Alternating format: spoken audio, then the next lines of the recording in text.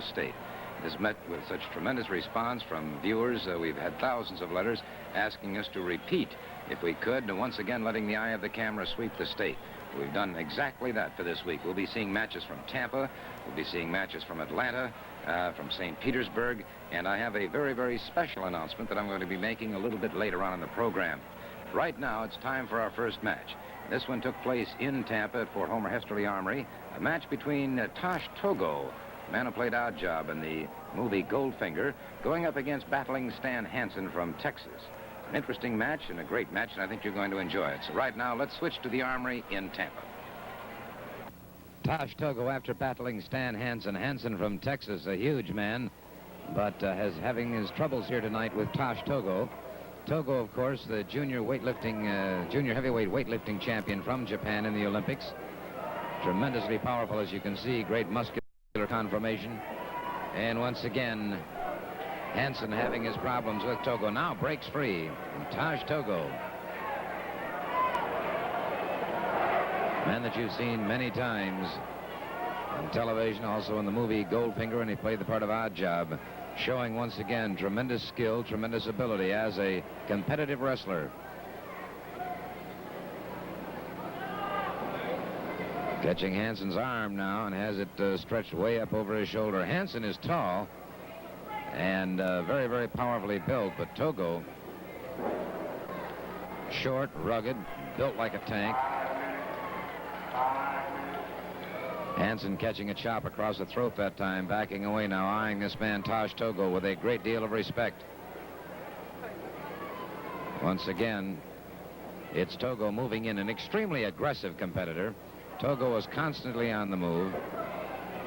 There's Hansen now trying to twist that arm, but see the tremendous strength that Togo has, evidencing some pain, but not nearly as much as the average competitor would, I am sure. Togo now cagey, walking around. Hansen infuriated, trying to get to Togo. Referee warning Hansen about his fists. Togo has a psychological edge at this point. He has Hansen infuriated, losing his cool.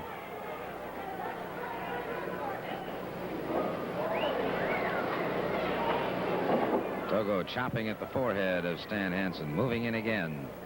Battling Stan Hansen, having his problems here tonight with Tosh Togo.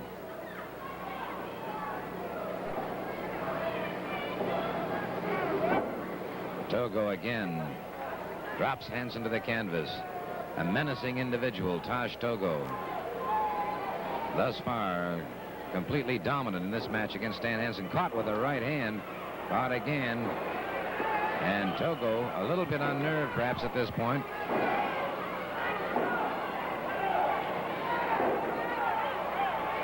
Hansen continuing to pummel away at the shoulder and upper arm of Tosh Togo. Togo taking tremendous punishment.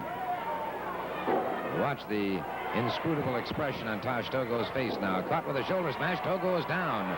And Stan Hansen seems to have come into his own, but he's caught. He's caught with a judo chop across the throat.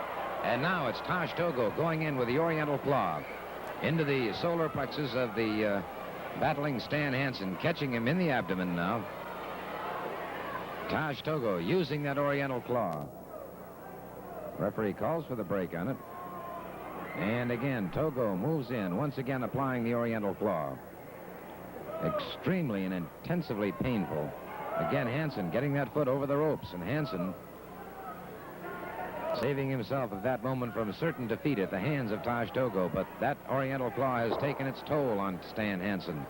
Hansen trying to get to his feet. And it looks like he's too far away from the ring. He's too far away from the ring, and Tosh Togo forces Stan Hansen to submit using his famous Oriental Claw hold.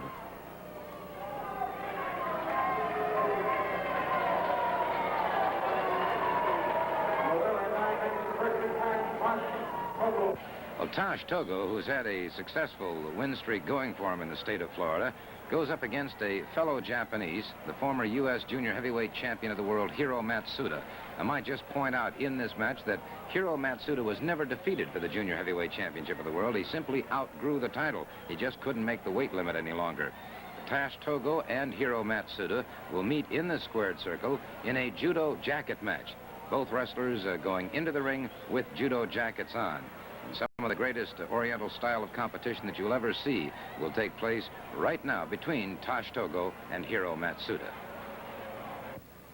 A judo jacket match now. Hiro Matsuda and Tosh Togo, the men who played Odd Job and Goldfinger, bowing to each other slightly from opposite corners. Both men eyeing each other extremely carefully. Both men from Japan. Tosh Togo, the former junior heavyweight weightlifting champion in the Olympics from Japan. Hiro Matsuda, the former junior heavyweight wrestling champion, and hailed as the greatest catch-can wrestler ever to come from Japan. Note now with the judo jackets on, both men going for an advantage hold if they can on the jackets themselves. And of course, here's your great difference. You can use the gi, as it's called, to your advantage. All right, watch now. Matsuda moving in. Again, both men grabbing at the sleeves of the judo jackets. And once again, neither man able to catch an advantage position.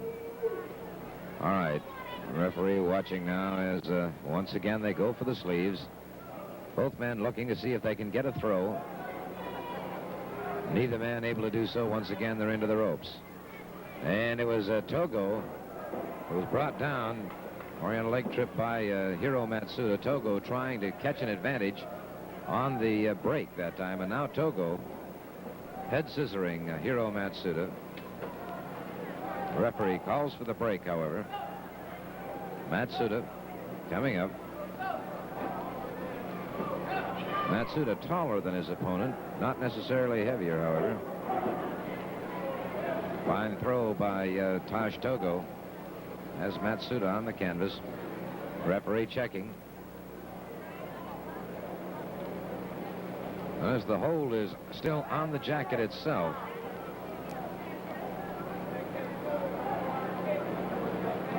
Matsuda turning under his man. Trying to set Togo up. It appeared for a fireman carry, but unable to do so as Togo, with a good wide stance, backed away from it. Once again, Matsuda coming up. Note that the jacket is partially over the mouth of Hiro Matsuda.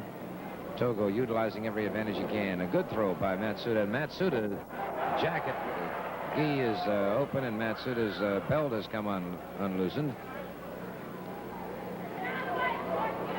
Again, tying that belt around himself now. Both men experts.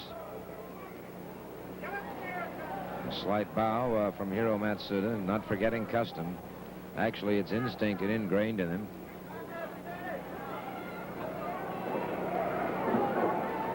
Good hip throw by Matsuda. Catches that arm. Togo swinging into Matsuda now. Chop across the throat that has Matsuda in trouble. A boot to the middle of the back.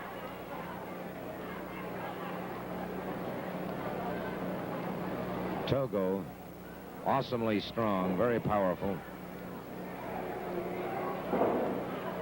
Good throw by Togo and Matsuda down on the canvas. Matsuda on his feet very quickly. And Matsuda utilizing his feet that time, and Togo backing away.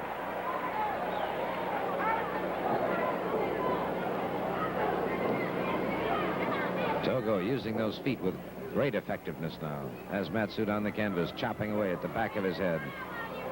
And now Togo after the belt from the jacket of Hiro Matsuda. Wrapping it around his throat. The referee trying to break it up here, trying to cause a separation if he can. Togo utilizes every available possibility to win a match whenever he can. Matsuda's jacket half off now. Matsuda in trouble as Tosh Togo continues to press the advantage. Knob job out to destroy Hiro Matsuda if at all possible. Referee again continues to try and break it up. Togo tremendously powerful. He finally does break it up. Matsuda in trouble now. That jacket half off. Referee has the belt. Hiro Matsuda coming to his feet very, very slowly. That oxygen supply has been cut off to his head now for some time, and He was almost unconscious. Togo moving in very swiftly, allowing Hiro Matsuda no quarter whatsoever. Still kicking away at Hiro Matsuda. Those are short thrusting kicks. Togo was going in for an Oriental claw, broken up by Hiro Matsuda. And Hiro Matsuda has him in a rolling cradle, hooking that other leg. The count of 3, and Hiro Matsuda, resorting to catch-as-catch-can wrestling, emerges victorious. We're watching right now one of the cruelest, most savage brawlers in the professional wrestling history, Buddy Colt, the Florida heavyweight champion. You see him there in the black trunks with the red stripe, going up against Johnny Walker. Walker has been sidelined by Colt twice in professional wrestling, both times with a broken arm. Colt has a reputation of having injured and put more wrestlers out of the profession than any other wrestler alive today. This is a lights-out match. You see Colt has both of his hands taped. Johnny Walker, thoroughly and completely recovered now, going after Buddy Colt. This lights-out match, and it's Johnny Walker determined now to settle the score with Buddy Colt. And of course, with Buddy Colt, one could almost say with assurance that one never settles the score with Buddy Colt unless he considers it settled. Becky has a favorite phrase that he always pays his debts. And some of his debts may be somewhat misguided, but he is without a doubt one of the most brutal competitors in professional wrestling today, giving no quarter at any time. All right. Colt, watching his man, he respects Johnny Walker. He respects the great wrestling ability this man has. And he also respects the intestinal fortitude that Johnny Walker possesses. And you stop to think that here's a man that has put Johnny Walker out of commission twice, sidelined him, once for 3 months, once for 2 months. It must then have tremendous heart on the part of Johnny Walker to get back into the ring with a man who has injured him in this manner. And Colt taking that bulldog right into the turnbuckle now, caught with a knee lift by Johnny Walker. Walker catching that arm. Walker, methodical, deliberate. Now twisting the arm of Buddy Colt, and Colt trying to get outside the ring, trying to escape because he recognizes what Johnny Walker has in mind. Walker trying to get Colt set up, trying to bring him over next to that ring post where he can utilize that ring post the same way Buddy Colt did on him twice before, looking to break that arm if he can. And Walker finally delivers a knee lift into the rib cage of Buddy Colt, and Colt outside the ring. And Johnny Walker reigning supreme at the moment, and now Walker moves in again, this time caught in the face by Buddy Colt. Colt ripping across the face once again. And Walker has been slowed up, no question about this. And Buddy Colt after that left arm, and that's the same left arm that's been broken twice by Buddy Colt.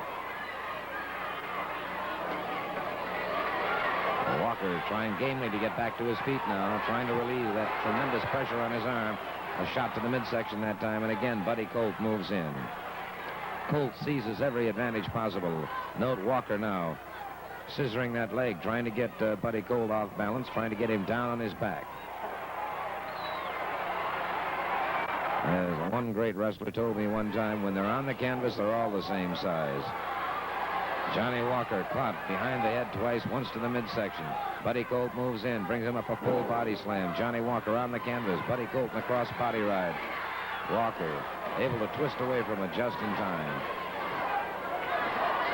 Colt pounding away now. Hits him in the throat. There's that taped thumb to the throat again, and Johnny Walker. That air supply has been cut off.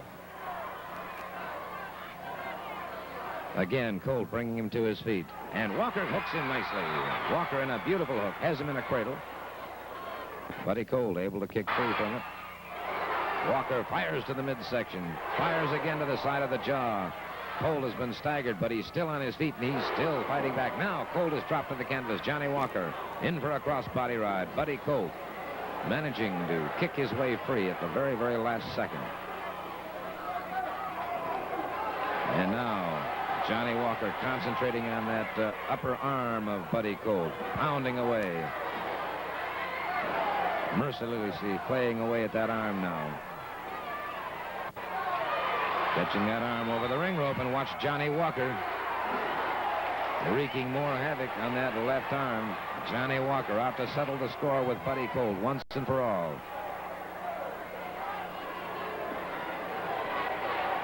All right, Colt coming up very slowly. Walker delivers that high knee lift that has Buddy Colt in trouble. A hammerlock now, once again concentrating, and he's going up for the shoulder breaker. Walker going up for that shoulder breaker. Colt able to break it, however, and this man is tremendously resourceful. Buddy Colt utilizing every advantage possible. Crashing down on the small of Johnny Walker's back. He's got him stunned, knocking the air out of him. Colt bringing him up now, catches him over the heart, catches him in the pit of the stomach. Now, Buddy Colt planting the boots to Johnny Walker. Right between the shoulder blades. And watch Buddy Colt going up on that top rope. Remember, this is a lights-out match. Anything goes. Walker caught squarely in the middle of the back now by Buddy Colt. Buddy Colt in a cross-body ride, and Johnny Walker gamely trying to get away, but can't. It's too late. And the winner, although the match has taken a great toll out of him, too, the winner of this match, once again, the ruthless Buddy Colt.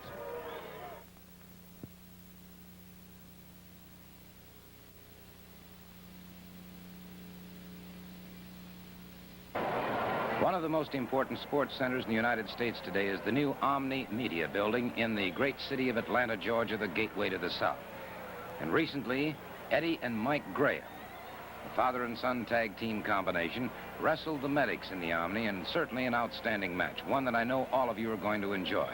Eddie Graham, already a legend in his own time, still rated in the top 10 in the nation.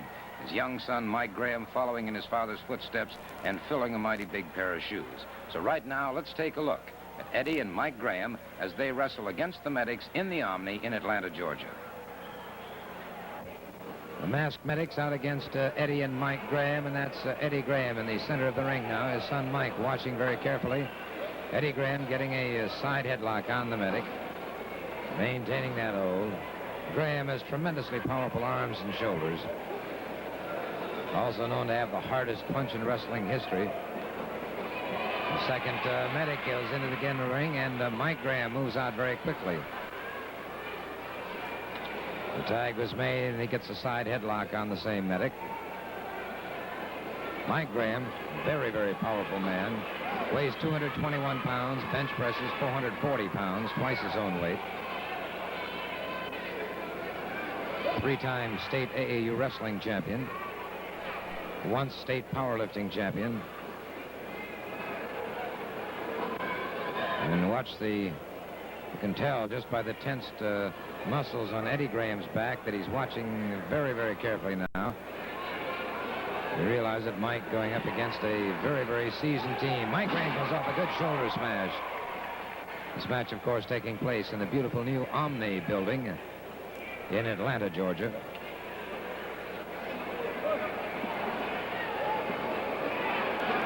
These matches under the promotion of the able and capable Mr. Paul Jones, the dean of wrestling promoters in the entire South. 28 years promoting wrestling, and now it is Graham maintaining that side headlock. Young Mike Graham on the outside. Thus far, the Medics have been unable to make much headway against this combination of Eddie and Mike Graham, his father and son team. Now the second Medic moving over, and Graham, not realizing a tag was made, caught by surprise in the midsection that time. The second Medic having made a tag into the ring. Now Graham squaring off. Referee trying to get Graham out of the way. Graham moving in, catches a leg.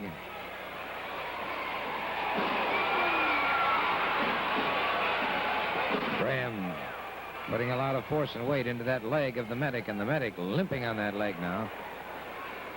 Moving away. Apparently elects to stay into the ring, however, and give his tag team partners a much-needed rest. Tied him up beautifully.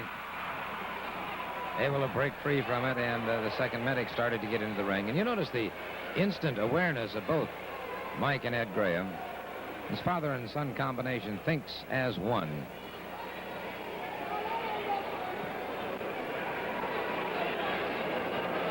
Medic trying to go for an abdominal stretch, but Graham pitting his strength against the Medic's, blocking it thus far.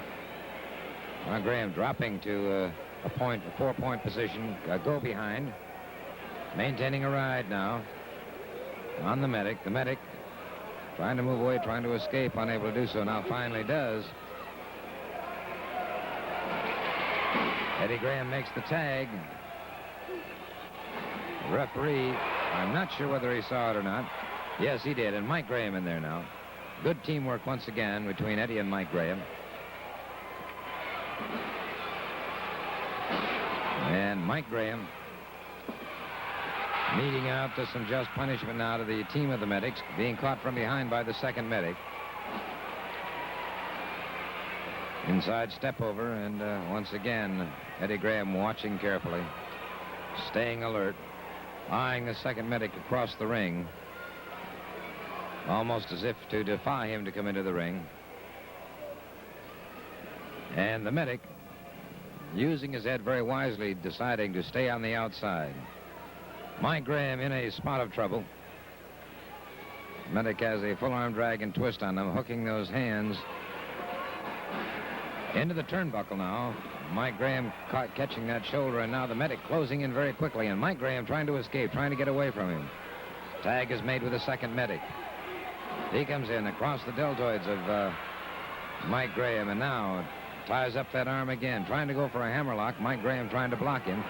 Mike Graham behind his man, a fine waist lift takedown.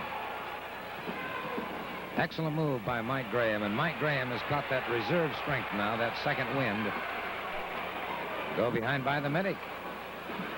Graham is sitting out, escaping. Again, collar and elbow, and again, Mike Graham with a tremendously powerful waist lift takedown. Second Medic started to move into the ring, blocked by the referee.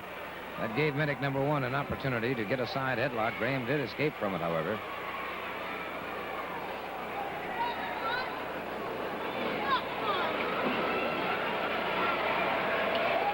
Tag is made.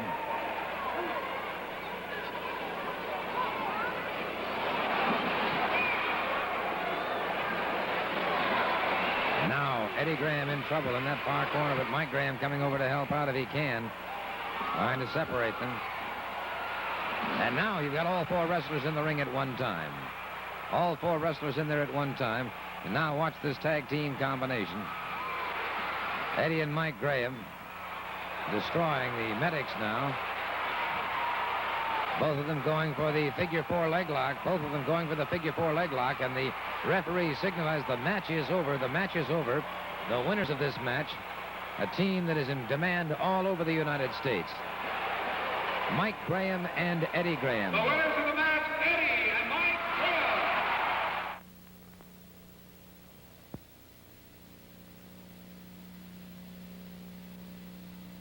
Graham. When you get one Texan pitted against another Texan, you have a minor earthquake. The explosive force of these two competitors when they meet in a squared circle is something else again. We're going to see an example of the grim determination, the great fighting ability, and the great fighting heart, begrudgingly, I must say, that both men have, both Dick Murdoch and this man, Paul Jones. Both men are highly controversial. We're going to be watching them now in a match outside the sanction of the National Wrestling Alliance. It was a lights-out match. Neither man would give or ask any quarter. Paul Jones and Dick Murdoch in the ring, and Murdoch complaining about the fact that Jones is wearing his cowboy boots. Of course, in this match, a lights-out match outside the sanction of the NWA, anything goes and anything will go. The referee is in there only to hear if a man concedes or is unable to continue. Murdoch pitching his jacket outside the ring. Jones moving out against him. Note the right hand securely taped. Murdoch watching his man carefully now, taking a look at those shoes once again. He's not happy about those cowboy boots. Those are those sharp-pointed cowboy boots. All right, they lock up now. It's collar and elbow. Jones breaking it free very quickly. Flying there, goes up for a stomp, but Murdoch moves out of the way just in time. Murdoch moving backwards, stays in that corner. And now the crowd beginning to jeer Dick Murdoch. Jones still stalking his man. Murdoch with a knee to the midsection. has Jones on the canvas. He too goes for a stomp, and it's Jones moving out of the way. Jones has that right fist clenched. Here's a man who's an expert in karate, in boxing, and in professional wrestling. Jones fires away. Murdoch fires back, and now Murdoch is staggered by another looping right hand by Paul Jones. Murdoch obviously trying to psych himself up. He took two wicked right hands. Now Murdoch firing back. Murdoch over 270 pounds, staggered by Paul Jones. Jones has him staggered. But Murdoch, big and tough as he is, takes all of the punishment that Jones can mete out, comes back and delivers more to Paul Jones himself. Jones on the canvas now. Murdoch continues to pound away. Jones, arm whipped across the ring, caught with a big elbow, right smack in the mouth that time by Dick Murdoch. Watch Murdoch down across Jones's throat with his elbow. Jones on reflex action trying to get to his feet, but collapsing now in a heap. Jones again trying to regain his feet. Murdoch closing in. Now Murdoch has the belt off of Paul Jones's trousers. Remember now, this match, no sanction by the NWA.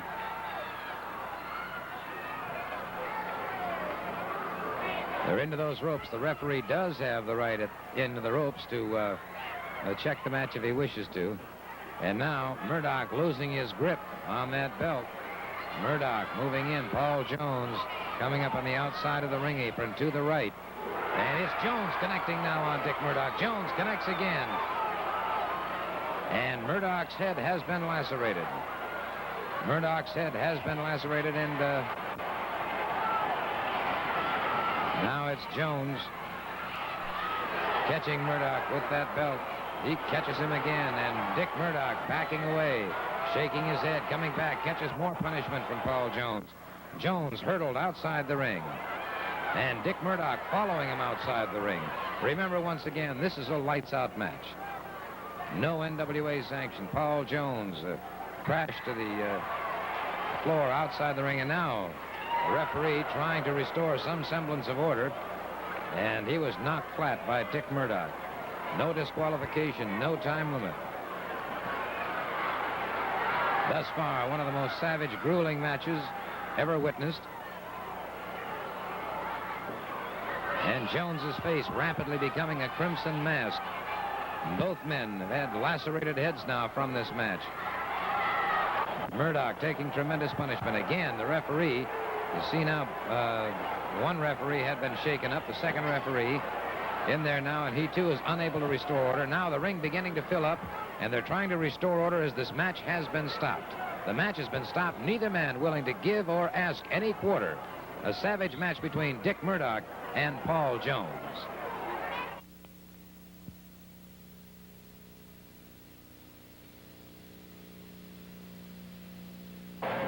Certainly one of the most roughest and most rugged wrestling matches ever seen is a battle royal, particularly if it's an over-the-top battle royal.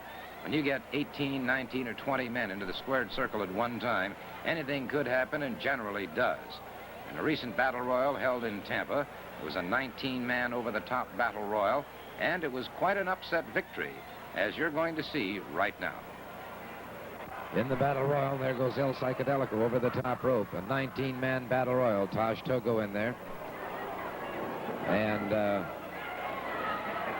Tim Woods catching him from behind, but now Tim Woods being set upon. This is, as I said, a 19-man battle royal over the top rope. The winner of the last battle royal was Ron Fuller. Of course, Ron Fuller has been injured in an earlier altercation with Dandy Jack and the Samoans. Rumor has it that Buddy Colt has paid Dandy Jack and the Samoans to put Ron Fuller out of wrestling. And Ron Fuller was out of action and is out of action. And is not competing in this battle royal. Another man over that top rope now. And the field is steadily narrowing here in this battle royal. Leo Lewis trying to escape now from Tim Woods. Gorgeous George is still in the battle royal, as is Hiro Matsuda.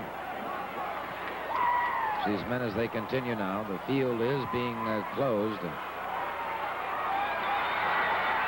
Another man over that top rope and out of action. And there's Ron Fuller. Ron Fuller, who had been injured. You can see his head wrapped in a bandage in there. And although he had filed his entry, did not believe that he would be in to compete after that injury. But he's in there and he's pounding away. And he wants this battle royal. He wants that $6,012. And now Fuller looking at the men that's left. Catching another man. Tim Woods caught from behind by Dale Lewis, and another man over the top rope. Couldn't see who it was at that point.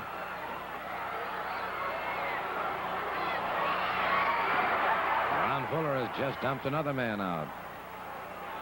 And now Ron Fuller closing in after one of the Samoans, and as I said, it was earlier that the Samoans and Dandy Jack had opened a severe laceration on the forehead of Ron Fuller.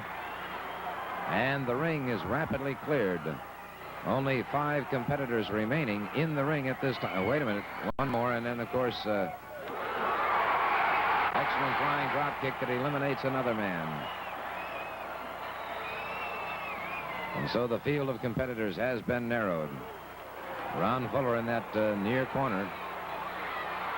And he may have it all to himself here momentarily. There's Dandy Jack. You can see him at the bottom of the screen, the manager of the Samoans. Ron Fuller still being left alone momentarily as the other component. And now, Tim Woods over that top rope. The Samoans double teaming now on one man, and they have him over the top rope, or almost over that top rope. And now Ron Fuller, seizing an opportunity, gets another Samoan over the top rope. Only one remaining. Fuller now with some hard right hands, a good forearm smash, and some more looping right hands. 6 foot 9 inches tall, 255 pounds, pounding away at the Samoan. And he, too, is trying to get revenge for what happened to him. And now Dandy Jack, in there interfering, hits his own man as Ron Fuller ducked out of the way. Fuller brings the Samoan up and dumps him. But now Gorgeous George, who had been outside lurking in the shadows and is still part of this battle royal, catches Ron Fuller from behind and drops him over that top rope.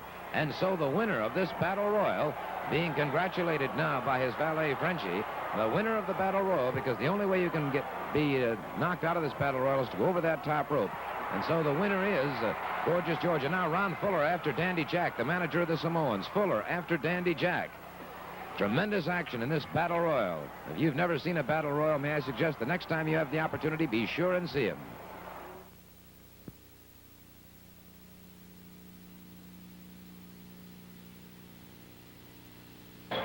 Tony Charles, the British Isles champion, is perhaps one of the smoothest, one of the fastest competitors I've ever seen in action. He's had a great amateur background and has a tremendous array of holds that he uses on opponents. So we're going to see Tony Charles, the British Isles champion, in action against a man who outweighs him, but Tony Charles is much, much faster.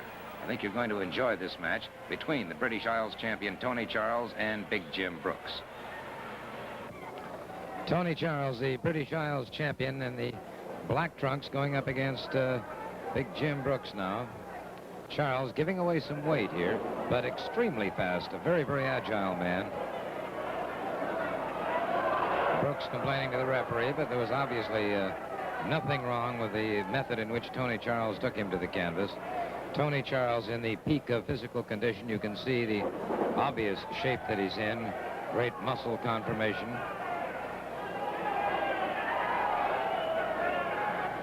Charles moving around the ring, moving very lightly on his feet. He has an amazing capacity to throw an opponent and maintain a hold at the same time. We might see an example of this in a moment or two. Wrist lock, and Brooks trying to maintain his feet, trying to maintain his balance. Referee checking Charles briefly, however, apparently found nothing amiss at this point. Charles continuing to apply pressure and leverage.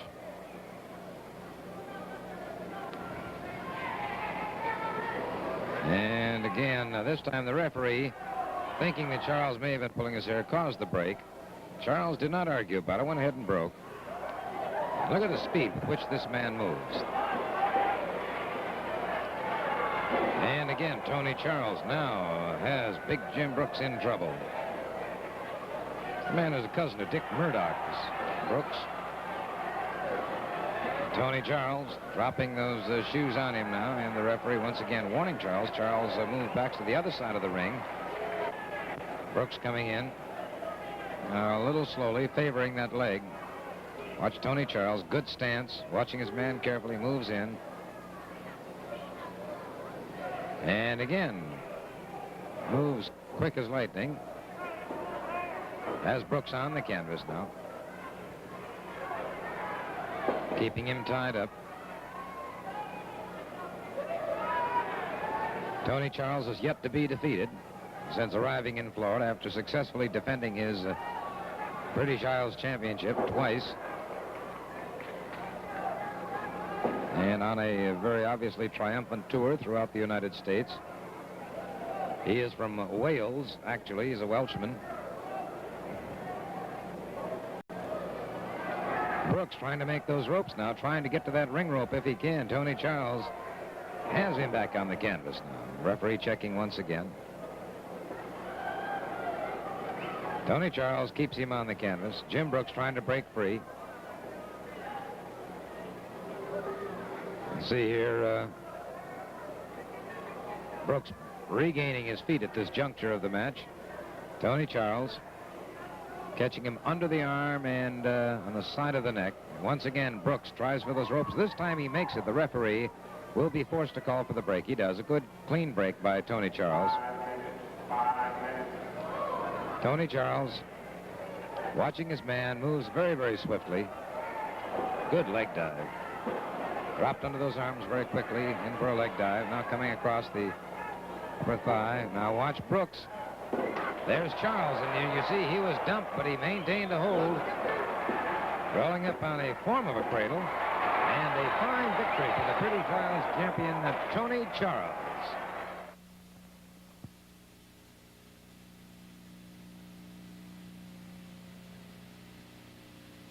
I'd like to take just a second now to say it was a real pleasure to be talking to Joe Wendell, the coach of the University of Tampa wrestling team this past week.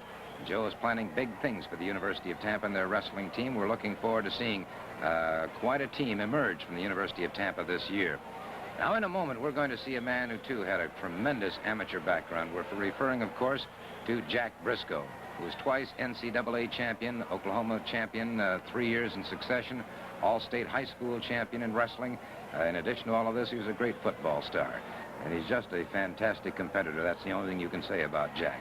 He's going up against a man who calls himself the king of wrestling, and not without good reason, because Bobby Shane has proven over the years that he is one of the top threats in the United States.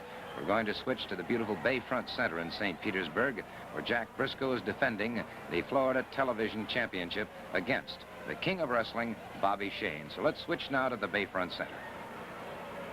In the closing minutes, Bobby Shane missing, but Jack Briscoe firing back, and his timing hasn't been lost at all, John. No, indeed. In fact, it looks like it's right on the button, as the expression could be there. Beautiful drop kick. Notice how high that was. You get him in the top of the head like that, it's even more effective than sometimes around the neck and jaw area. Makes a larger snap in that cranial area and has more effect on the neck. Here's something's going to hurt the spine.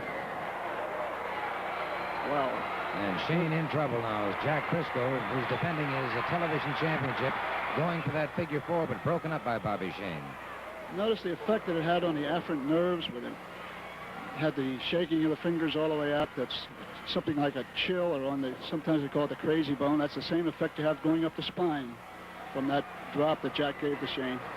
Shane using that knee brace that time very effectively in the side of the head of Jack Briscoe, has Briscoe stunned. And Briscoe looks like he could be in serious trouble at this point, John. It was a serious blow right to the temple of Jack Briscoe there. Notice how he used that knee. Is that the knee that's in much controversy, Gordon? That is indeed. That's the one where he has the knee brace, and coming down across the throat of Jack Briscoe this time. And again, Briscoe in a lot of trouble. Briscoe with those feet outside the ring, the referee calling for the break.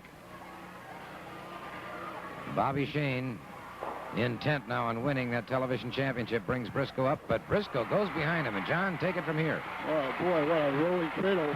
1, 2, and 3, and that's it, Gordon. and the victor and still television champion, Jack Briscoe. We certainly hope that you've enjoyed the tour throughout the Southeast here on Championship Wrestling from Florida for today. We've seen matches from Tampa, St. Petersburg, from the great gateway city of the South, Atlanta, Georgia, and the Omni Building. We've seen some great competitors, Tosh Togo, Hiro Matsuda, Paul Jones, Tony Charles, Jack Briscoe. I can assure you we're going to have plenty of action next week here on Championship Wrestling. We'll have some very special announcements and some very special interviews I think all of you are going to find most interesting. So until next week, this would be Gordon Soley saying so long from the Sunshine State.